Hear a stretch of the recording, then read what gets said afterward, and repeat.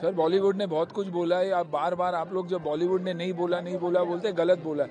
जिनको बोलना है बोले। हमेशा जब देश की बात आती है, राजपूत की बात आती है, समाज की बात आती है, हिंदुस्तान की बात आती है तो पहले आगे आते हैं। हम खुद तो चाहेंगे ही चाहेंगे, लेकिन अगर देश एकजुट होकर ऐसे देश ने बात की तो बहुत फर्क पड़ जाता। आई थिंक उन्हीं की फिल्म है, राजपूतों की कहानी है। सर धड़ से अलग हो जाता है लेकिन आखिरी दम तक लड़ते रहते हैं और हम हमेशा देश के लिए करते आए। तो आई थिंक उन्हीं के लिए ये फिल्म बनाई गई, उन अनसंग हीरोज़ के बारे में जिनके बारे में हम कभी पढ़ते नहीं है, हमारे किताबों में कभी लिखा नहीं गया है। तो उनके वीरों की कहानी है ये। और शेखावत जी और हमारे बाकी मित्रों के वजह से ये पॉसिबल हुआ है। जेडी भाई है, सब लोग हैं, सभी लोग साथ दे रहे हैं।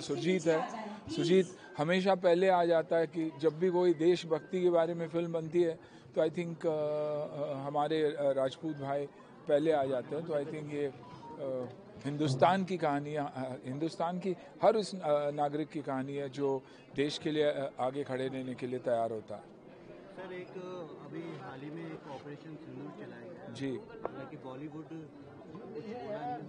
सर बॉलीवुड ने बहुत कुछ बोला है। आप बार बार आप लोग जब बॉलीवुड ने नहीं बोला बोलते गलत बोला है। जिनको बोलना है बोले। सबको हम नहीं बोल सकते ना, हम हमारी बात कर सकते हैं, दुनिया की बात नहीं कर सकते। क्या कहना चाहेंगे कि यही है कि देश के हित में सभी खड़े हैं और अपनी अपनी तरफ से वो अपना जो प्यार है और अपनी जो फीलिंग है वो दोहराते हैं, दिखाते हैं दुनिया को। सबका अपना अपना तरीका है। तो आई थिंक सबको हमें वो एक चांस देना चाहिए और न कि उनके ऊपर झपटना। कि हमेशा जब देश की बात आती है, राजपूत की बात आती है, समाज की बात आती है, हिंदुस्तान की बात आती है तो पहले आगे आते हैं। और हमें ऐसे ही नागरिक चाहिए जो देश के लिए एकजुट होकर फट करके आगे आ जाए, जो कभी ना डर दिखाते हैं ना पीछे हटने की बात करते हैं। तो आई थिंक बहुत खूबसूरत बात। और इसीलिए ये फिल्म भी उसी एक ऐसे वीर की कहानी है।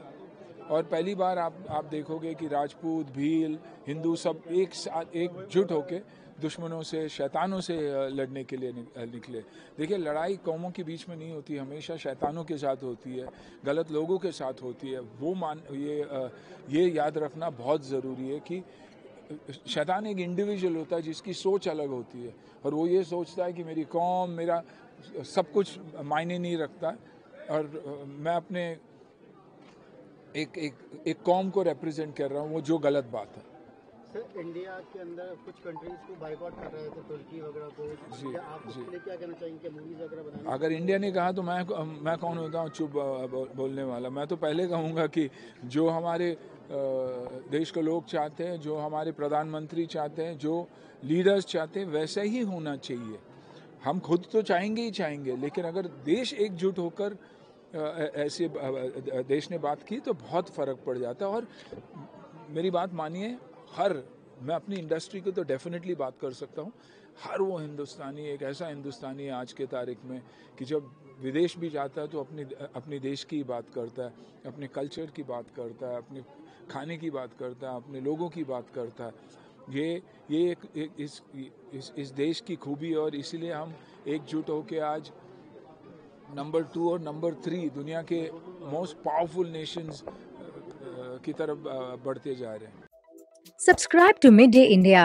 Get direct notifications on all our videos by clicking on the bell icon.